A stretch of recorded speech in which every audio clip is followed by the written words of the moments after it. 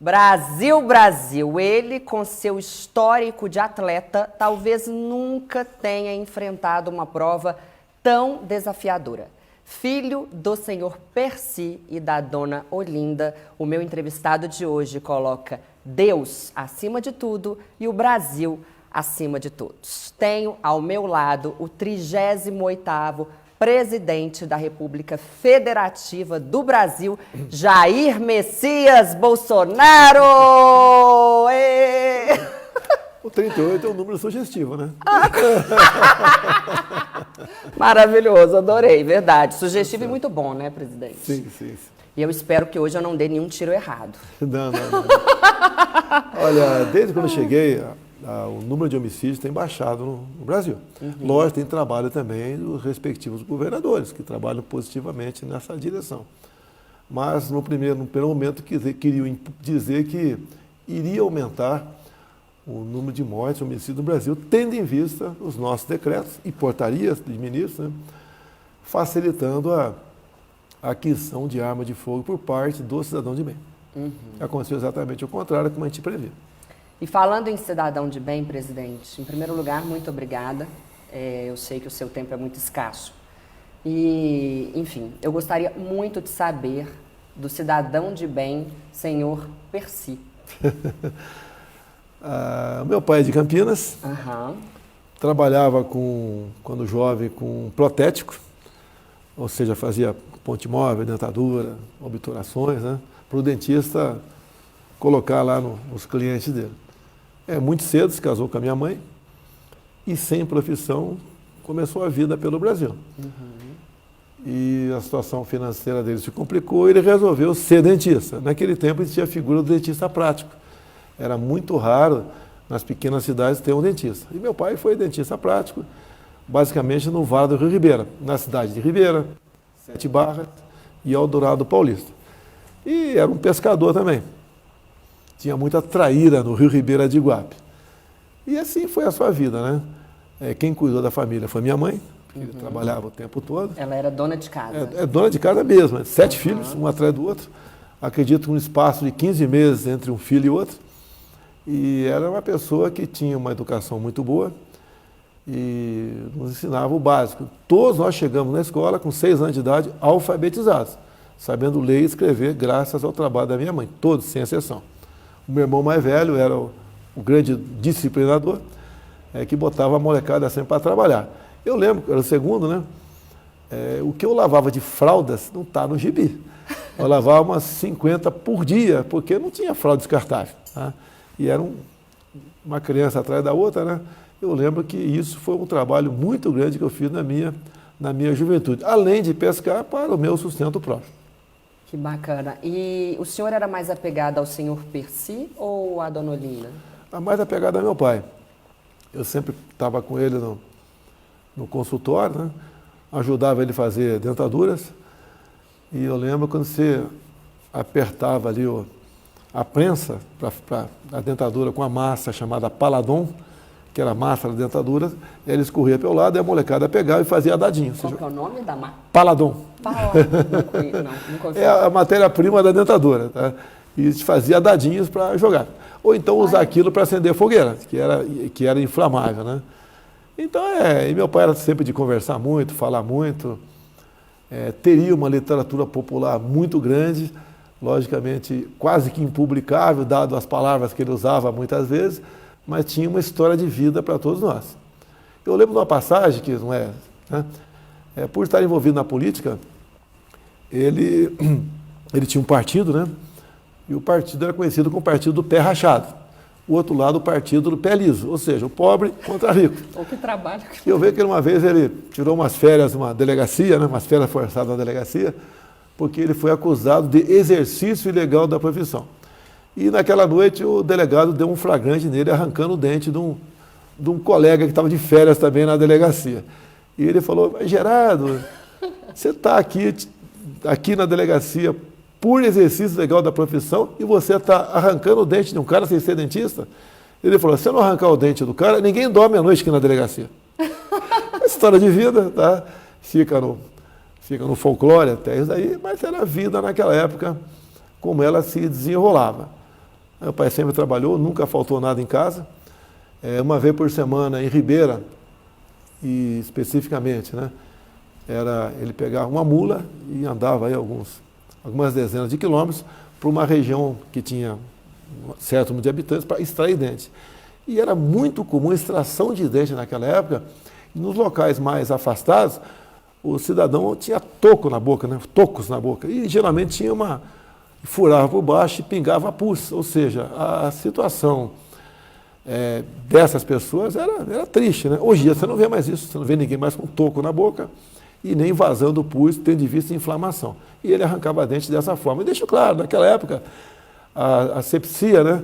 Como é que você anestesiava uma pessoa e depois ia anestesiar outra? A agulha ia numa pequena vasilha de alumínio e na lamparina, a 100 graus, a água fervia, estava esterilizada para outra pessoa. Isso era aquele tempo.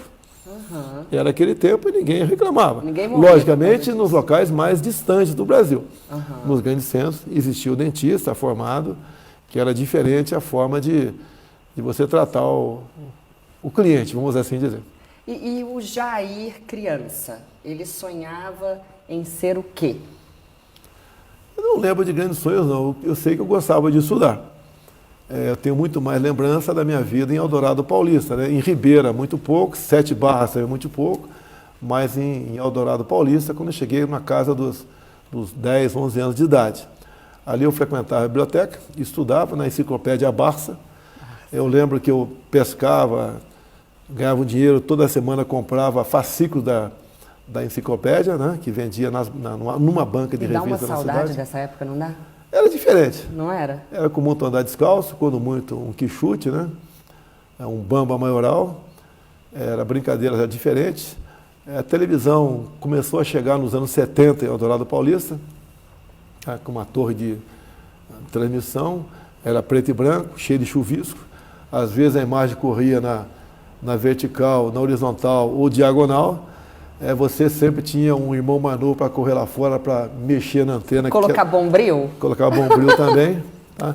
E o controle remoto era uma vara de bambu com borracha na frente. E do sofá você mexia no canal e apertava botões. Uhum. Mas era uma evolução daquela época. E a TV colorida era um papel celofane colorido e botava na tela. E assistia que ela era... E assim se vivia, né? E vivia, eu estudava bastante, gostava de estudar. E de quais matérias? Eu gosto muito de exatas. Eu não sou muito chegado nas humanas, não. Filosofia, no meu português, psicologia. Apesar de que o seu português é muito bom. Eu tinha dificuldade em português, daí eu fiz Instituto Universal Brasileiro por Correspondência. Uhum. E aprendi realmente, né? Português é difícil para todo mundo, né? Mas aprendi o básico. Eu lembro da primeira lição de português, né? Artigo masculino singular. Começava do V0, início, né, e ia para frente. Também aprendi eletricidade pelo Instituto Universal Brasileiro por Correspondência. Comecei a colaborar com o jornal Estado de São Paulo em 1970, fazendo palavras cruzadas para publicação no jornal Estado de São Paulo. Eu tenho no meu gabinete aqui do lado, pode ver depois, tem algumas publicações ali que o próprio Estadão, depois que eu me elegi presidente, mandou para mim, né? Então, meu primeiro emprego também foi no Estado de São Paulo, que eu entregava jornais em Eldorado Paulista. Chegavam uns 30 exemplares, depois do almoço, né, que vinha de São Paulo, 200 e poucos quilômetros até Eldorado. A gente montava o jornal e entregava na minha bicicleta. E recebia meu dinheirinho todo mês. E daí, na época do ensino médio, de onde saiu a sua escolha profissional? Não, começou em 70, né? Como foi em 1970? Foi descoberta uma base de guerrilha do desertor Lamarca, lá no município de Eldorado Paulista. Tá. E ele passou pela praça, no dia 8 de maio de 1970, atirou lá, feriu 6 policiais, depois executou com requinte de crueldade o tenente Alberto Mendes Júnior, de 23 anos de idade, e fugiu até que ele foi preso acabou seus dias na Bahia. E o Exército, no dia seguinte, montou um acampamento ali em Eldorado Paulista, à margem do rio Ribeira de Iguape, e a garotada, com 15 anos de idade, né, conversava com os militares. E um me deu um papel escrito ICAM, Instrução, Concurso, Admissão e Matrícula. E eu prestei concurso para a Escola Preparatória de Cadeia do Exército, fui aprovado, Foi o primeiro aqui, ó. Primeiro aluno no curso de Educação Física também, que eu sei. Isso depois. Passei no concurso. Quando cheguei em Campinas, eu já tinha o científico, que era o segundo grau hoje em dia. Eu não sabia disso. As informações eram muito difíceis naquela época. E daí estudei, no primeiro ano da Escola Preparatória de Cadeia do Exército, prestei concurso para a Academia em Resende no final do ano. Tá. Tinham 38 vagas no Brasil todo, fui aprovado e segui a carreira militar. De novo, o número 38. 38 vagas, está começando a marcar esse número aí. A gente precisa mudar esse número seu, hein? E existe alguma passagem da sua juventude? A pergunta é difícil.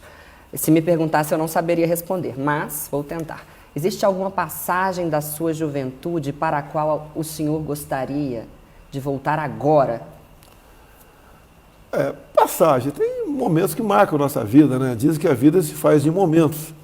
Momentos tristes ou momentos alegres, mas marcam, né? Eu tenho uma juventude marcada, depois como tenente do Exército também, de salvamento de pessoas morrendo afogadas. Em Eldorado Paulista, até hoje, quando eu vou lá, né? Sempre encontro com a minha idade, o tal de Lenine. Ele estava morrendo afogado no Rio Ibirapuera e eu consegui tirar dentro d'água. E depois, em 1978, uma outra passagem, entre tantas outras, também de um soldado conhecido como Negão Celso, que caiu numa corda numa lagoa e eu tirei dentro d'água. Isso me deu uma medalha chamada Medalha Pacificador com Palma pelo Exército Brasileiro. Ou seja, só ganha essa medalha quem arriscou a sua vida para defender a vida de terceiros, né? E isso aconteceu comigo. Isso marca a vida da gente. O que me marcou na educação foi um pequeno livro, bem fino, né? Chamado PERT, tá? Onde você aprende a priorizar tarefas, né? Até eu perguntei para uma menina da economia que estava comigo a semana passada, né? Se, por exemplo, fazer um leitão assado, você leva 4 horas no forno. Fazer o arroz, 30 minutos. Uma salada, 10 minutos. O que você começaria a fazer primeiro para você acabar mais rápido essa tarefa? Essa pergunta é para mim. Para você. Jesus, cara, quem sou eu para entender alguma coisa de culinária? O que eu faria primeiro? Uai, o que você precisa cozinhar. É isso, claro. O porco. Né? Aí depois as outras tarefas você encaixa. Se você começar a fazer o porco, para depois fazer a tarefa, ela vai ficar mais longa. Agora, é um conjunto de vetores, de linhas de tempo, que você aprende rapidamente, como esse primeiro exemplo simples, depois você parte para coisas mais complexas. Ajuda você a raciocinar. É igual aquela pessoa que começa a jogar xadrez. No começo pode ser chato. Eu, por coincidência, em Eldorado Paulista, tinha uma pessoa que ajudava nas aulas de um jogador de xadrez brasileiro, né? E ele me ensinou muita coisa ali que você começa a pensar jogadas à frente. Assim é a sua vida. Você está fazendo algo muito bacana agora, por exemplo, mas isso que você está fazendo, você tem que medir quais as consequências futuras daquilo. Se serão boas ou não para você. Então ajuda a te disciplinar. Tá? Então essas coisas marcam a tua vida. É a biblioteca, é um salvamento. E outra passagem que meu pai decidiu minha vida, eu fui convidado por um time da cidade de Cajamar, da Grande São Paulo, para integrar o time, porque a TV Bandeirantes naquela época divulgava um torneio chamado Desafio ao Galo. É um torneio, então, de bairros, né, ou de cidades, e de futebol. E eu, quando havia passado um concurso para a Escola Preparatória de Cadetes, eu falei, meu pai, eu acho que eu vou para o Desafio ao Galo. Ele falou, não, tu vai para o Exército. E falou só uma vez. Meu pai marcou minha vida em vários momentos. Um dos momentos foi esse. Também que entre o futebol, que não dava dinheiro naquela época, né? E a carreira militar, meu pai decidiu rapidamente para onde deveria ir. Senhor Percy. E o que moveu o senhor para a política? Olha, eu estava no Exército.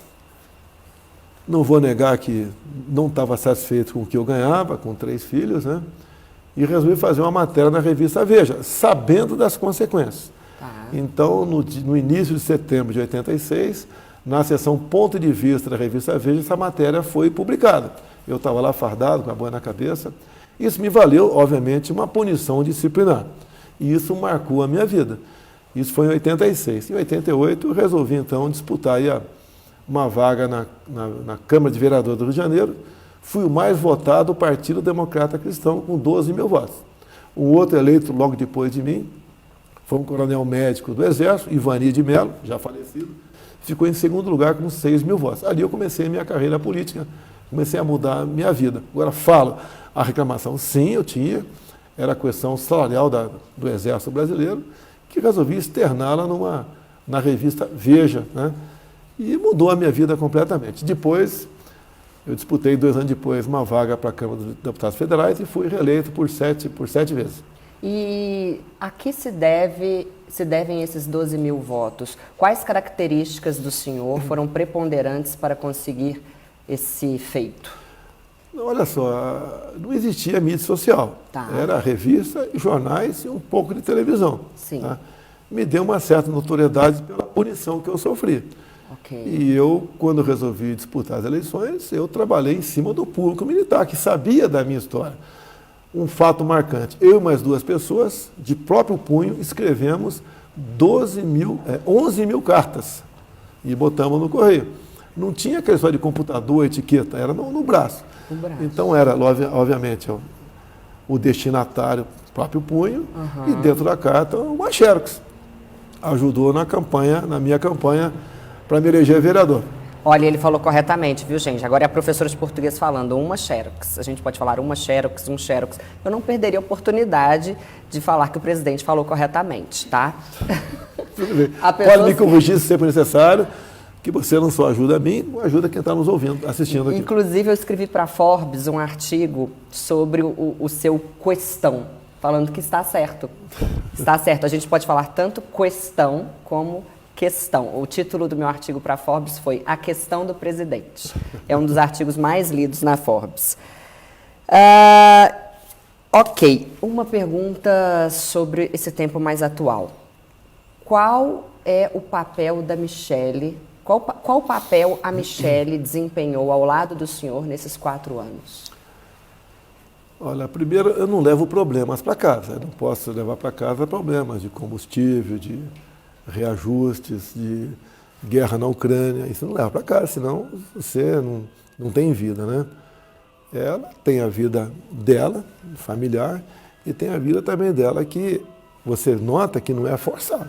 Sim. Não é fácil você aprender Libras. Tá? Ela atende as pessoas surdas e com deficiência. E faz um trabalho muito grande aqui no Pátria Voluntária. Então esse é o papel dela, que é por ela, não é por mim. Ela tem um potencial muito grande, ela é bem vista pela sociedade, não pode ser candidata a nada pela legislação e faz a parte dela. É evangélica, de verdade, né? Cristã de verdade, e educa a nossa filha de 11 anos de idade e a dela, o primeiro relacionamento dela, que tem 20 anos de idade. Mas dá tempo de ter um romantismo, de exercer o papel de Jair marido? Como que fica? A minha fama, a minha imagem é diferente disso, né? Eu lembro quando eu conheci aqui, comecei a namorá-la, né? Daí ficamos noivos, daí algumas colegas diziam para ela, você vai apanhar dele. Porque a minha atuação na Câmara era realmente bastante firme.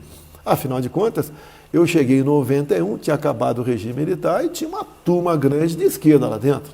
E quando viram o capitão Jair, resolveram me eleger como alvo deles lá dentro. Mas o capitão Jair, desculpa a interrupção, é muito diferente do homem Jair, do marido Jair. Então lá dentro da Câmara, a minha fama ali era de bastante reativo, né? Às provocações. E nunca deixei de responder à altura às provocações que faziam, levando-se em conta o regime militar, que para mim foi um marco no Brasil. Por exemplo, você elimina as obras do período militar. O Brasil deixa de existir. Tá? E foi um momento realmente de progresso para o nosso Brasil. Depois entregamos aí de forma pacífica para as eleições, né? E se elegeu aí o primeiro Tancredo Neves, assumiu o vice, lugar dele, e a história vem até 2018, que a gente via como é que estava sendo conduzido o Brasil. Eu falo uma coisa muito importante sempre, né? Tem a ver com combustível. O endividamento da Petrobras, na época PT, Lula e Dilma, chegou na casa dos 900 bilhões de reais. Isso dá para você fazer 60 vezes a transposição do Rio São Francisco. E é uma conta que você está pagando com desinvestimento, que é vendendo o patrimônio da Petrobras. Então, um exemplo só de uma empresa, né, que era administrada pelo PT, para onde ela estava caminhando. Passou a ser a empresa mais endividada do mundo. E a conta dessa falta de governo, todos nós estamos pagando até hoje e sentindo no bolso. Sim, mas então o Jair, que tanto fala e que tanto faz e que tanto acontece fora de casa, dentro de casa, é um Jair completamente diferente. Eu não posso falar de mim, tem que perguntar para a dona Michele isso aí, né? Vocês estão vendo, né? Eu estou tentando, aí ele foi lá, ele foi até a ditadura, ele voltou, eu voltei para a pergunta. Não, ela não reclama. Maravilha!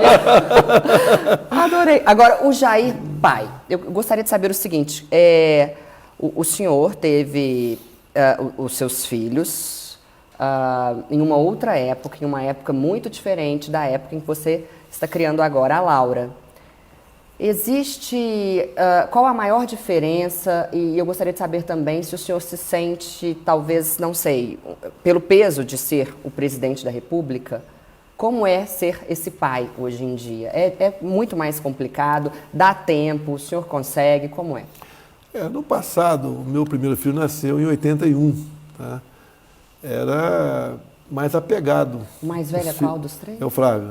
Era mais apegado com a gente, não tinha... Hoje, muitas vezes, você está até almoçando, está os filhos mexendo aí nas mídias sociais, né? Está ali no Zap. Naquela época era diferente, então era mais chegado a você, né? Hoje em dia é mais diferente essa questão. Você tem que ter tato até para conversar com o mais jovem. Mas, eu deixo bem claro, a educação da Laura está muito mais voltada para a Michele do que para mim. Claro. Até por ser menina, né? E falando em perda, o senhor perdeu recentemente a sua mãe, a dona Olinda. Qual é a falta que ela mais faz para o senhor? Olha, a falta foi a gente nunca esquece, na nossa juventude, né? Depois que eu entrei no Exército, obviamente, passamos a ter pouco contato. Eu lembro lá, quando cursava a Academia Militar das Agulhas Negras, mandava uma carta para ela e 10 dias depois, ou 15, recebia uma resposta dela. Então não era mais aquela mãe presente o tempo todo. Ela sempre foi uma pessoa excepcional no trato aí dos filhos. E depois o tempo passou, veio o falecimento dela, já estava, apesar de ser esperado, né, faz parte aí da nossa vida, é um baque para todos nós, pela mãe que ela foi. 7 filhos, 12 partos normais, raramente ela tinha uma pessoa para ajudar em casa. É uma mãe que realmente educou todo mundo. Mãe raiz. Mãe raiz.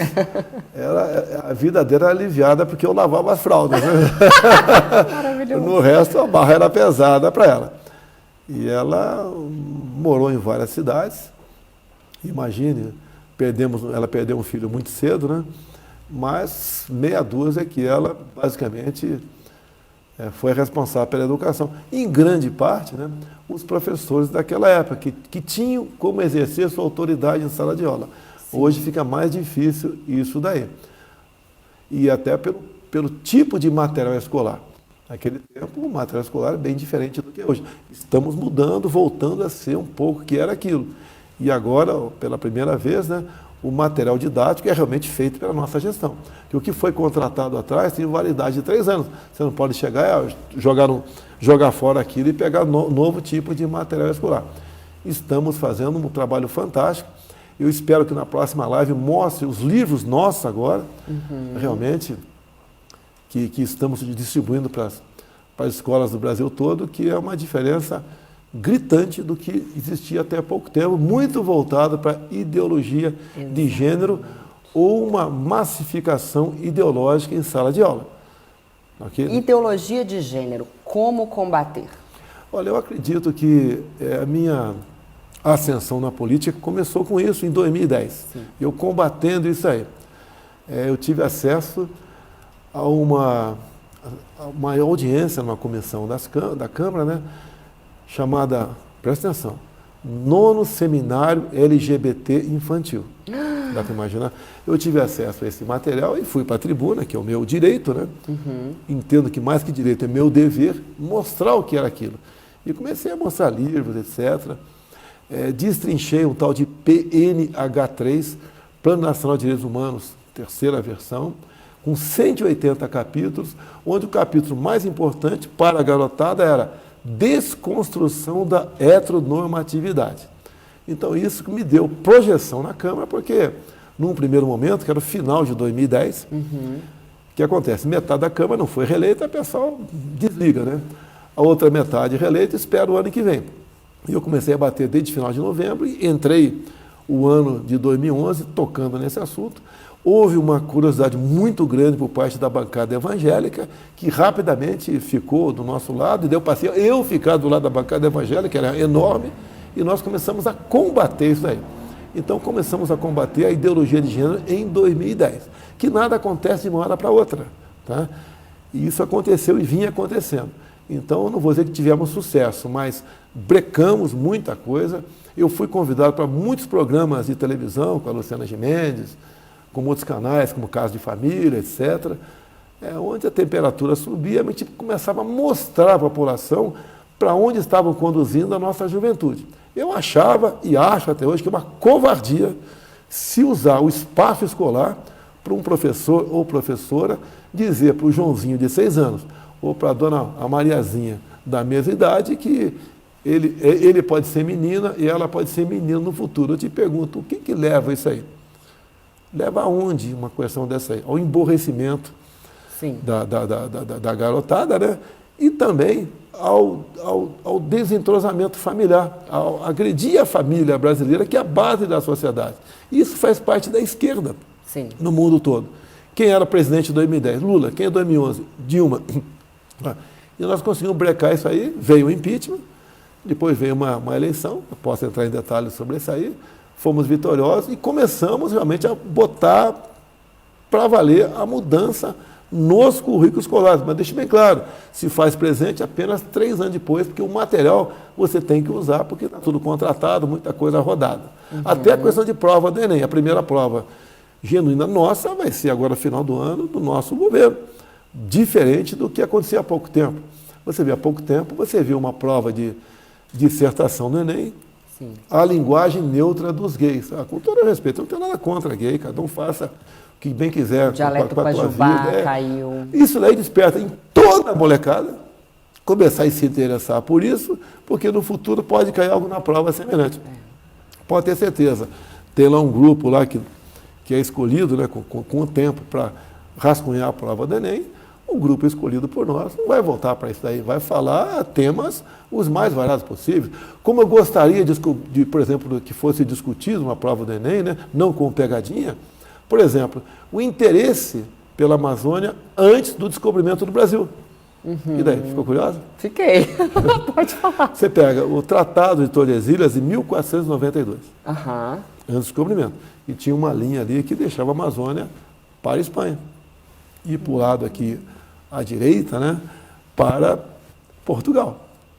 Então, foi descoberto em 1500. O tratado só caiu no ano 1750, deixou de existir. Mas por um tempão a Amazônia ficou aí, teoricamente, né, ou naquele tratado, de poder de um outro país e não Portugal. Esse assunto do Enem, ele mexe muito comigo, porque eu trabalhei eu tive um pré-vestibular voltado para a redação do Enem. E, infelizmente, a pergunta que eu mais ouvia era: professora, na hora de dar a solução para o problema abordado no Enem, eu preciso ter uma visão de esquerda? E, infelizmente, a minha resposta durante muitos anos foi: sim, você precisa ter uma visão de esquerda, que é o que eles chamam de respeitar os direitos humanos. Mas que direitos humanos são esses, né? Então, os meus parabéns na condição de professora de português, pelo que vocês têm feito, a equipe do senhor tem feito. Você pode ver, há poucos anos, 10 anos, um pouco mais, os professores de um grande estado no Brasil eram premiados com mais um salário no final do ano, desde que pelo menos 95% dos alunos passassem de ano. E eu tive acesso a um professor e depois a outros, e eles falam o seguinte: a tendência aqui é não usar caneta vermelha em correção de prova. Por quê? Primeiro, se o aluno for reprovado, né, da maneira como se trata o ensino nesse estado, nesse grande estado da federação, os pais vão reclamar conosco. E a gente perde, inclusive, o 14º salário. Então, lamentavelmente, a política é aprovar. Todo mundo fica satisfeito, eu ganho mais um salário, mas os alunos não se preparam para o futuro. É um absurdo. Agora, isso não foi de uma hora para outra, foi acontecendo devagar. A gente vai deixando. É uma agenda, né? Que eles Igual eu tive acesso uma vez, quando eu estava discutindo essa questão de 2010, 2011, né? Sobre a questão de gênero, e conversando com um deputado, falei, não, se na escola do meu filho tiver isso, eu mudo de escola. Porque não havia o pensamento dele, a preocupação, em arrumar o ensino como um todo, tá?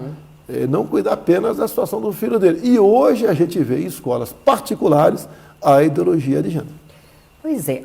Sobre o dialeto não binário, a linguagem neutra, a França já se pronunciou faz tempo e o ministro nacional da Educação francesa proibiu a utilização do dialeto não binário nas escolas, nas faculdades e nos documentos públicos. Até onde eu sei, outros países estão caminhando em sentido oposto, aprovando esse dialeto. O que o senhor vê como futuro disso no Brasil?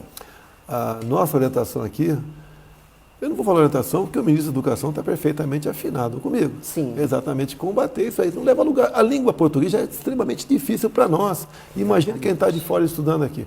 Você quer saber uma coisa? O que eu falo com o ministro?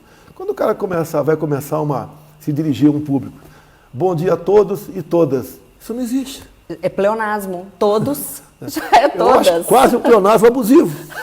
Tá? Então, é todos. Tá? Essa já é a linguagem neutra, entre aspas. Né? Você não tem que falar todos e todas. Homens e mulheres. Se refere ao público que está ali. Convencionou-se há muito tempo que essa era a linguagem correta. Agora querem mudar. E quem não fala todas está contra a mulher. E querem falar todos, todas e todes. Tá? É um absurdo. Porque isso não leva a conhecimento. Isso não leva a você ser uma cidadã no futuro útil para a sociedade. Sim. Qual a intenção da educação? Não, educação não, do conhecimento, porque a educação vem de casa. É você, quando terminar o teu curso médio ou superior, ser uma boa empregada, uma boa patroa, uma boa liberal. Sim. É isso. E não chegar e... Estou com o diploma aqui, eu pergunto, e daí? Lembra do meu e daí, né? E daí? Para que serve esse pedaço de papel? É a mesma coisa, você vai lá no meu tempo, você queria contratar alguém, por exemplo, para dirigir um jipe na tua fazenda. Eu botava o cara sentado no jipe com a carteira de habilitação, se arranhasse a marcha, não contratava. Então não basta a carteira de habilitação ou o diploma em si. Eu posso dar um exemplo de diploma para você, meu particular. Eu fui atrás. Eu, como tenente do Exército, lá em Madureira, Cascadura, tinham vários cursinhos, mais variados possíveis, e eu fiz geladeira e máquina de lavar roupa. Porque quebrou a máquina em casa uma vez, custou caro, eu falei, não, daqui para frente quem vai arrumar sou eu. Em poucas semanas concluí esses cursos. Não tem dificuldade. Eu fiz as contas na época, né? Se eu trabalhasse umas 10 horas por dia, né, consertando máquina de lavar roupa e geladeira, sem extorquir ninguém, eu podia ganhar o dobro do que eu ganhava como tenente paraquedista do Exército. Então, tudo está à sua frente e você tem que saber como usar isso aí. Não é ao você tem sucesso em alguma coisa, eleger o responsável por aquele sucesso. A culpa é do meu pai, a culpa é do vizinho, a culpa é do presidente, que é muito comum, não aumentou a gasolina, a culpa é do presidente. O cara não quer saber que grande parte dos governadores falaram, ó, fica em casa que a economia te vê depois, chegou a conta. Não quer saber de uma guerra do outro lado do mundo, que tem consequências no mundo todo também. Ele quer eleger um responsável pelo seu insucesso. Não é assim. O primeiro responsável pelo seu insucesso é você. Quantas vezes eu tirei uma nota não muito boa na escola e eu vou culpar quem? Eu tenho que estudar melhor, com mais método, né? Com mais dedicação. E graças a isso, sem fazer cursinhos, né? Porque o cursinho que eu fiz não era para concurso, foi o português e eletricidade. Consegui ser aprovado num concurso difícil para a Escola Preparatória de Cadeia do Exército, bem como também fiz concurso para a Academia Militar da Agulha Negra. E depois fiz um curso, entre outros cursos, fiz Educação Física no Exército, que era um curso muito requerido, né? Os militares quase todos queriam fazê-lo. E entre 45 tenentes, a maioria tenentes e poucos capitães, eu fui o primeiro lugar. Ó, dessa vez não foi entre 38, foi entre 45. Uma pergunta, o senhor se destacou, conseguiu os 12 mil votos, depois de um problema que o senhor teve e escreveu o artigo e tal. Muito mais tarde, o senhor sofreu o atentado, a facada, e a pergunta é, lá atrás, o problema que o senhor teve ajudou o senhor a se eleger. A facada ajudou na visão do senhor, sim ou não? Primeira coisa, eu decidi ser candidato a presidente em novembro de 2014. E isso prova num vídeo que está aí no YouTube, sim, lá na Academia Militar das Agulhas Negras, me referindo ali a aproximadamente 500 jovens que se foram declarados aspirantes naquele dia, né? Eu falei para eles que ia tentar mudar o Brasil com a candidatura, poderia morrer pelo caminho, tá? Falei isso aí. Sim. E por que eu resolvi em 2014? Com a reeleição da senhora Dilma Rousseff. Eu falei, o Brasil vai para onde com esse tipo de gente? Com esse perfil de esquerda dessas pessoas. Sim. Imagine, na minha cabeça, quem porventura conversou comigo, alguma coisa nesse sentido naquela época, e achar que eu estava maluco. Então, eu resolvi vir candidato. E em 2015, eu comecei a andar pelo Brasil. Em 2016, aprofundei essa minha agenda de pré-candidato pelo Brasil.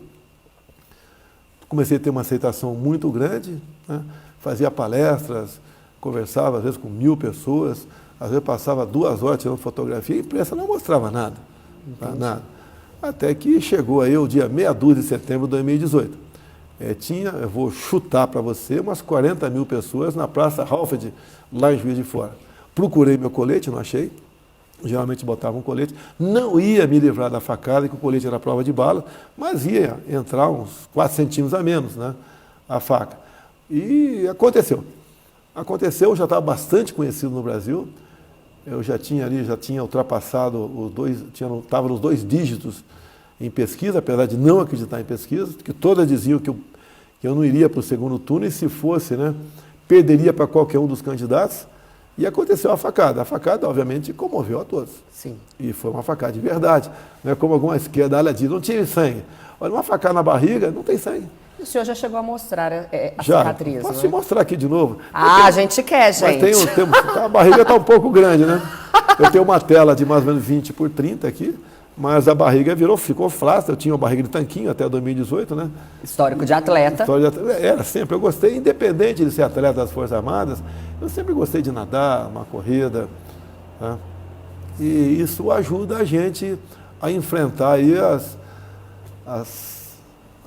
natureza, né, que muitas vezes vem para o nosso lado aí com certas doenças, né? O melhor antídoto para qualquer coisa não é a vacina, primeira coisa é o seu preparo físico. E eu sempre falei, tendo visto o meu passado de atleta, se o vírus pegar em mim, não vou sentir nada, como aconteceu. Pegou, tomei lá um comprimido que era crime tomar naquela época, eu tomei. Tá? E tomei por quê? Porque eu comecei a ver, olha, na África se combate a cegueira do rios com esse tipo de medicamento. Também na África se combate a malária com esse tipo de medicamento. E por coincidência, o número de mortes está lá embaixo. Quer dizer, tem uma coisa a ver com outra. Conversei com gente que interessava, né, no Brasil todo, sobre o tratamento precoce. E quando tive, tomei no dia seguinte, estava bom. Assim como aqui nesse prédio que você está, mais de 200 pessoas contraíram o vírus, foram no posto médico, foram tratados com esse medicamento, né, com um ou com outro. Ninguém sequer foi para o hospital. Uma mulher morreu, que estava em home office, estava em casa, não tomou medicamento e acabou falecendo. Se ela tivesse aqui, com toda certeza, não tivesse em casa, ela teria, ao ouvir colegas aqui, teria tomado aquilo que tinha no momento. Porque o que aconteceu nessa questão do Covid? Tiraram do médico a sua liberdade. O médico tem a liberdade para receitar para você algo que você está morrendo, né? Não comprovado cientificamente, porque é algo inédito, ninguém sabia nada sobre a Covid. Sim. Assim você pode ver, eu sempre dou um exemplo de algo não comprovado cientificamente que curou muitas vidas. Você, por exemplo, se tiver morrendo aqui por uma hemorragia, conseguir estancá-la, e você precisa de uma transfusão e não tem, você aceitaria tomar água de coco na veia? Ai, gente, se falarem que água de coco resolve... Tudo bem. É o que aconteceu na Guerra do Pacífico.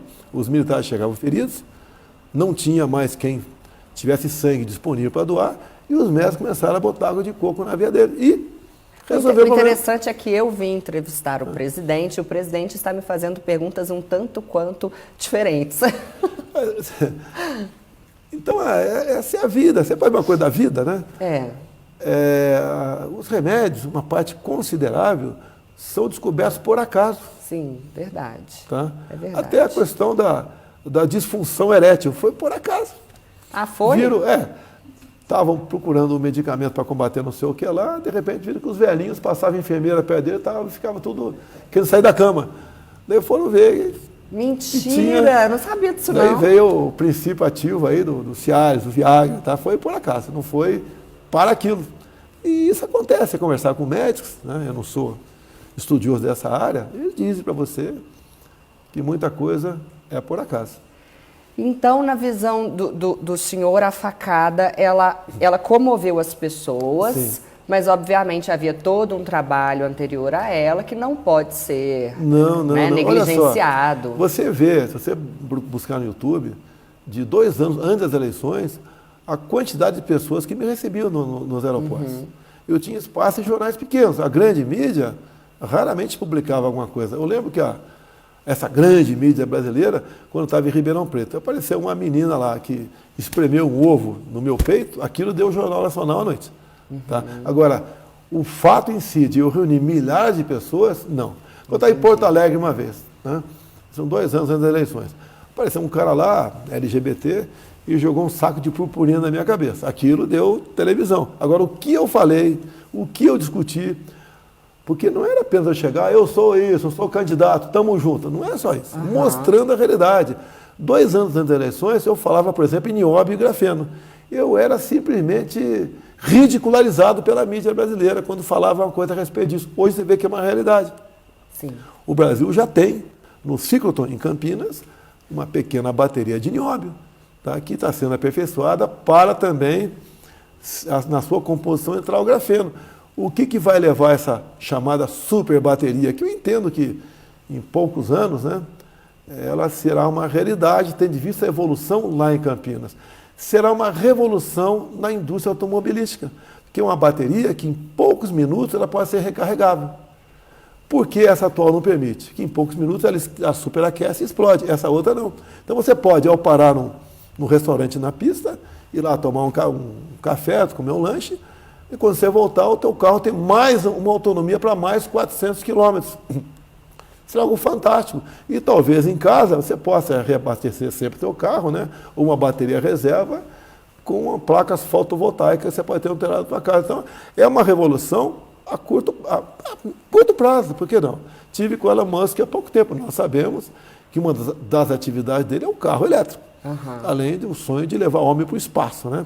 Mas o carro elétrico é uma revolução fantástica. E o Brasil está na vanguarda disso. Lá atrás, era atacado no tocante a isso aí. Hoje não. E você pode ver que Brasil é esse, onde só nós praticamente temos o nióbio. Não podemos continuar fazendo novos contratos para exportar nióbio como in natura, como commodity, in natura. Você tem que agregar valor em seu país. Nós podemos ser aqui o que é todo o Golfo, toda a região do petróleo, né? Aqui no Brasil, concentrado no nióbio, que é o único material do mundo, no momento, recomendado para essa super bateria, que será, repito, uma revolução fantástica no transporte no Brasil e no mundo. Amém. O senhor se inspirou ou se inspira em algum político brasileiro ou não brasileiro? Eu, quando cheguei em 91, tinha nomes conhecidos lá no parlamento, né? O meu político pode não gostar. Eu gostei do trabalho do Médici no passado, tá? Gosto do Margaret Thatcher, entre outros políticos americanos, tá? Mas não sou um seguidor, né, inveterado dessas pessoas. Pego ali algumas coisas importantes dele, a sua vida, o seu caráter, a sua forma de se dirigir à nação e procuro. No caso da Margaret Thatcher, por exemplo? São as pessoas que conduziram a política do seu país, né, e eram reconhecidas no mundo todo, diferentemente de hoje.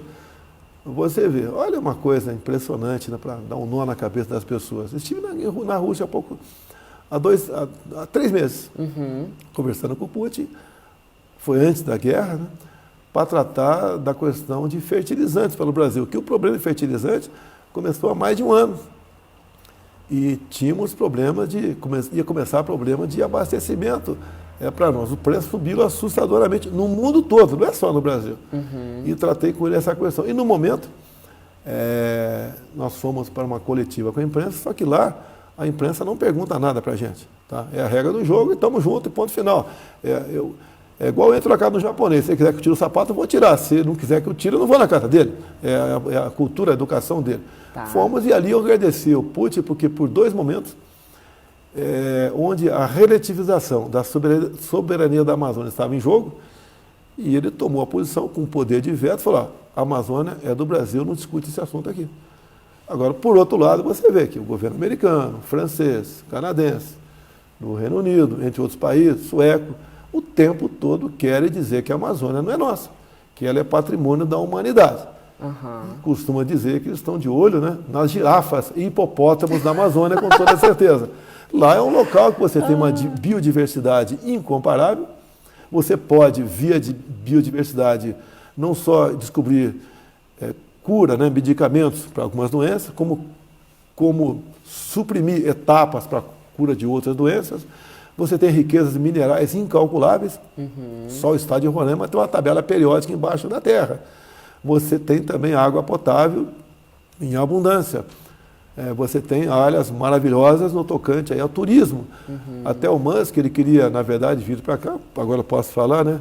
Antes, em março, mas como eclodiu a guerra, ele tem um contrato que não podia sair dos Estados Unidos. Agora, ele ficou mais à vontade para dar uns tiros por aí. E deixa bem claro, ele raramente sai dos Estados Unidos e não fala com qualquer um chefe de Estado. Sim. Até eu falei para ela, vindo para o Brasil novamente, né? Vem aí com o seu hidroavião. Dele entendeu. O meu, eu falei, não, eu não tenho nada. Eu não tenho nenhum teco-teco com o seu hidroavião, porque a Amazônia toda é uma pista de pouso. E a questão de 1 ano e meio, o ministro Tarcísio fez uma evolução também na habilitação de pilotos para hidroavião. Então, já começa e vai se potencializar, com toda certeza, o transporte, né, por hidroaviões na região amazônica. Isso é muito bom, que vai ajudar a mostrar para o mundo que a Amazônia não pega fogo. Se você chegar na Amazônia agora de helicóptero, né, e no coração dela jogar um tambor, 200 litros de gasolina e tocar fogo, o fogo vai se acabar quando acabar o combustível. Não vai pegar fogo. Então é uma mentira quando falo que a Amazônia está ardendo em fogo. Arde sim na periferia, em áreas que são permitidas e outras áreas que não, que nós procuramos combater. Estamos chegando ao fim e eu preciso fazer uma pergunta. O senhor é duramente atacado por diversas vias e eu imagino que não seja fácil estar na pele do senhor. Valeu a pena até aqui? Valeu, porque se tivesse no meu lugar, o que ficou em segundo lugar, e seguiria o que os governadores de esquerda fizeram, o Brasil teria simplesmente se acabado. Estaria numa situação talvez pior do que a Venezuela. Tentaram pressionar durante a pandemia para fazer um lockdown nacional. Eu não aceitei. E se viesse uma ordem, eu não cumpriria. Porque eu sempre disse no começo, você tem que combater o vírus e também o desemprego, que o desemprego também mata. E você pode ver, mesmo eu pressionando contra o lockdown, tá? Muitos governadores fizeram, quase jogaram na lona a nossa economia, estamos pagando um preço alto agora aqui. E uma coisa muito importante que interessa para todo o povo brasileiro, para se orgulhar do seu homem e mulher do campo. Tá? É que eu tive há poucas semanas reunido com a presidente e não presidenta da OMC, e ela falou, alguns dias depois, quando retornou à OMC, e disse que o mundo sem o agronegócio do Brasil passa fome. Então nós, além de garantirmos a nossa segurança alimentar, fazemos o mesmo quase 1 bilhão de pessoas mundo afora.